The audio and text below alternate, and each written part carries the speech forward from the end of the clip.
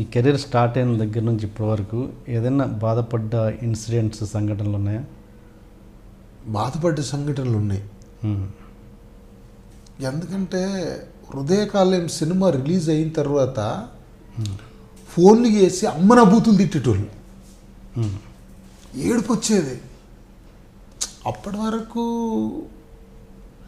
ఫేస్బుక్లో తిడితే పెద్ద అనిపించేది కాదు. సర్లేదు పిల్లలు అంతా ఇంటర్ సెకండ్ ఇయర్ వాళ్ళు కామెంట్లు పెడతారు కదా అని చూసి వాళ్ళకు పాజిటివ్గా సమాధానం ఇచ్చి అంతటితోటి ఫోన్ చేసి తిట్టి అమ్మనా బూతులు తిట్టేవాళ్ళు. అది ఎలా డైరెక్ట్ తిట్టడం కాదు, అన్నా నేను ఫ్యాన్ అన్నా, సూపర్ అన్నా, అదన్నా ఇదన్నా. నా ఫోన్లో ఎవరెవరు ఏమని తిట్టాడో యాస్టిజ్ అదే నేమ్ తోటి ఫీడ్ చేసుకున్న పేర్లు అట్లే ఉన్నాయి. ఇంకా ఓకే ఓకే చాలా అంటే విపరీతంగా భయం వేసేది. అసలు ఏంటి నేనేమన్నా తప్పు చేసినా, ఏమన్నా జరిగిందా వీళ్ళే అంటే ఒక 100 మంది సూపర్ సూపర్ అంటే ఎవరో ఒక్కరో ఇద్దరో అర్ధరాత్రి ఫోన్ వచ్చేది. ఎవరు అని లిఫ్ట్ చేసేసరికి ఆడు తిట్టేటోడు, వచ్చావాడుగా ఏం సినిమారా నీ అమ్మ. అది అసలు ఎట్లా అంటే వణికిపోయేది. ఏంటి ఏంటి అని అప్పటి నుంచి అలా కొన్ని ఫేస్ చేసిన తర్వాత అంటే ఇంకా డైరెక్ట్ మన మీద అటాక్ దాకా వచ్చిన తర్వాత అప్పుడు కొత్త నెంబర్ లేపుడు మానేసా. ఓకే నేను షాపు నరసింహాచారిగా నేను నెంబర్ ఏది తీసుకున్నానో ఇప్పటికి నా దగ్గర అదే నెంబర్ ఉంది. అంటే ఫస్ట్ నుంచి రన్ అవుతుంది ఆ నెంబర్. చాలా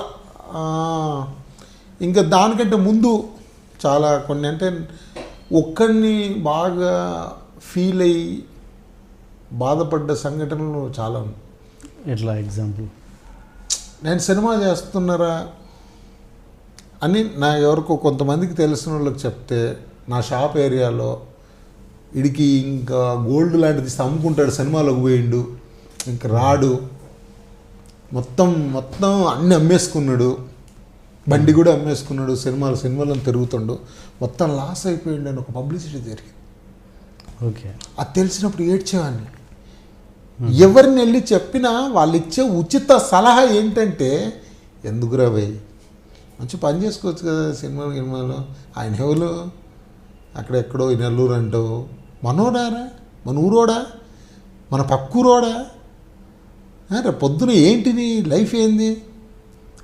నాకు కొంచెం తెలిసిన ఫ్రెండ్స్ వాళ్ళు కూడా ఇంకా నేను సినిమాల్లోకి పోతున్నా అనేసరికి వాళ్ళు ఏమన్నా వర్క్ ఉంటే ఇచ్చి ఇవ్వడం మానేశారు. ఓకే చాలా అంటే ఒకేసారి ఏం జరిగింది, సర్వం కోల్పోయిన ఒక వ్యక్తిలా మిగిలిపోయినా స్వర్గాన్ని ఛేదించే ఒక శక్తిగా మారుతున్నా అర్థం కాని డైనమాలో ఉన్నా. ఏడ్చేసా, ఏంట్రా ఎవడు సపోర్ట్ చేయడు. మా అమ్మ కూడా నేను ఎందుకు బిడ్డ ఆయన ఎవరో తెలియదు, ఏందో తెలియదు, ఎందుకురా నీకు బంగారం అనే షాప్ ఉంది, పనివుడివి, నిన్ను చాలామంది కస్టమర్లు ఉన్నారు నీకు, ఎందుకురా వాళ్ళు వచ్చి మమ్మల్ని అడుగుతుర్రు అంటే అప్పులు ఉన్నాడు మీ వాడని కాదు, ఏందమ్మా షాప్ తీస్తలేడు, ఎందుకు నీకు, వాళ్ళు ఎవరో మొన్న పెళ్ళి ఆడరంట వేరే వాళ్ళకి ఇచ్చారంట, ఉంటలేవట, ఆయన ఎవరు, ప్రతి ఒక్కరు ఇదే మానేసి. ఇప్పటికీ నాకు నిజంగా ప్రాబ్లం వచ్చేవాడు నన్ను డబ్బులు అదే చెప్తారు, నువ్వే అక్కడిక్కడ ఇస్తుంటావు నీకేంద్ర, అసలు ఎప్పుడు అర్థం చేసుకోడు ఆ పెయిన్. అలాంటి చాలా బాధపడ్డ రోజులు, బాగా ఫీల్ అయ్యి ఇంకా చెప్పుకోలేను, ఈ పెయిన్ మా ఇంట్లో కూడా చెప్పుకోలేను. అలాంటి కొంచెం చాలా జరిగినాయి. ఇప్పుడు ఊళ్ళో వాళ్ళు ఎప్పుడన్నా అడుగుతుంటారా, నన్ను కూడా షూటింగ్లోకి తీసుకెళ్ళరా? ఇప్పుడు చాలామంది అప్పుడు ఎవరైతే ఈ ఉచిత సలహాలు ఇచ్చిర్రో వాళ్ళందరూ ఒక 3-4 ఫ్రెండ్స్ మాత్రం ఉంటారు, మామ చేయి మామ ఏం కాదు, బొంగు ఏముంది, నువ్వు అస్సలు ఫీల్ కాక, ఎవడేదంటే ఏంది, వీళ్ళంతా ఇక్కడే పీకేటోళ్ళు, ఇక్కడ వీళ్ళు దాటిపోలేరు, వీళ్ళు నువ్వు చేయి మామ, ఒక 4 సపోర్ట్ ఉండేది. అంటే వాళ్ళు 1000-2000 వాళ్ళతో తీసుకపో, కానీ నువ్వు చెయ్యి, నువ్వు చేస్తావు అంటారు. ఇప్పుడు వాళ్ళకు ఎగ్జైట్మెంట్ ఉంది, మామూలు తీసుకుపో ఇప్పుడు చాలామంది సార్ అంటే ఏమన్నా అంటే మేము ఏదైనా ఫైనాన్షియల్గా పెడతాము, మేము చేస్తాం, మా ఊడికి ఏమన్నా దొరుకుతుందా, మా ఊడు ఏదో చిన్నది ఇస్తుండే, రిలేటివ్స్ పిల్లలు కూడా మా ఊడు ఇట్లా చేస్తుండు, వాడికి ఏమన్నా అవకాశం ఉందా. ఇప్పుడు చాలా అటువంటి రోజు 2 కాల్స్ అన్నీ వస్తుంటాయి. అంటే ఫీడ్ ఉన్న నెంబర్లు మనకు తెలిసిన వాళ్ళు ఏదో రకంగా చెప్తాను, ఓకే సూపర్ ఫైన్ చేయమని చెప్పండి చేస్తాను అంతే. ఇంకా మామూలుగా ఇట్లా ఈ ఫోన్ అన్నోన్ కాల్స్ అన్నవి ఇండస్ట్రీలో కొంత డైరెక్షన్ డిపార్ట్మెంట్ నుంచి కూడా వచ్చేవంటే ఒక పెద్ద డైరెక్టర్, కోడైరెక్టర్ ఇలాంటి కాల్స్ కూడా ఇలా బూతులు తిట్టుకుంటూ నైట్ ఫోన్స్ చేయడము. అంటే వాళ్ళు తిట్టింది వాస్తవంగా అవతల ఎవరు అని నేను ఎక్స్పెక్ట్ చేయలేకపోయాను. అంటే ఎవరు తిట్టిర్రు అడుగు తిడుతుంటే ఏమడుగుతాం, నువ్వెవరు ఏందని నేను అడగలేను కదా. ఇలా 2-3 జరిగిన తర్వాత నేనేమనుకున్నానంటే ఫస్ట్ తప్పు నాది. ఏంటి, ఫోన్ లేపడం ఒకటో తప్పు నాది. రెండో తప్పు ఆడుతో లేపి మాట్లాడు. అక్కడికి 2 తప్పులు జరిగిపోయినాయి.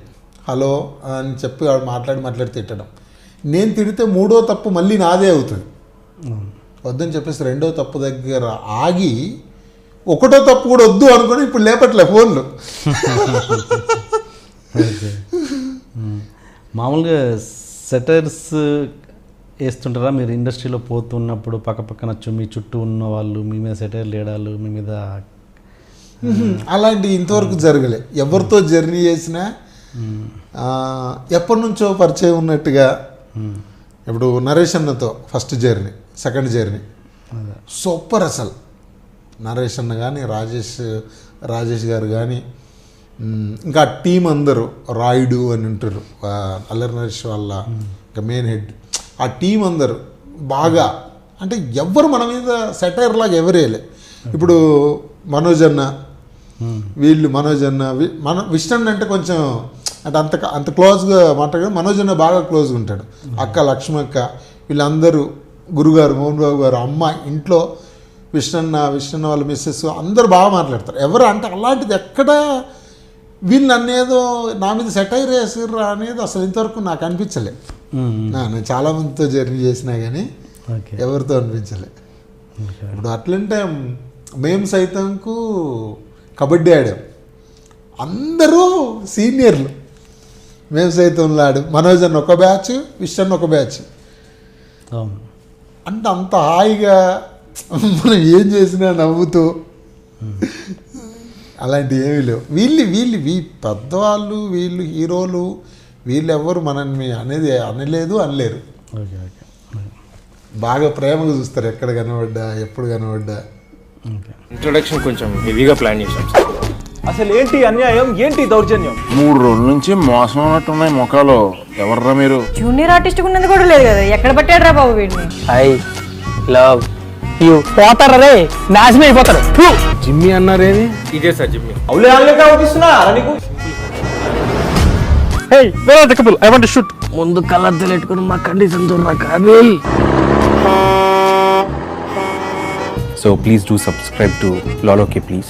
iDream 1 million subscribers ki reach ayindandi. Congrats to iDream Media on reaching 1 million subscribers. iDream Media on 1 million subscribers reach Islamco. All the best and congratulations to you. Congrats iDream. Keep up the good work and continue to entertain.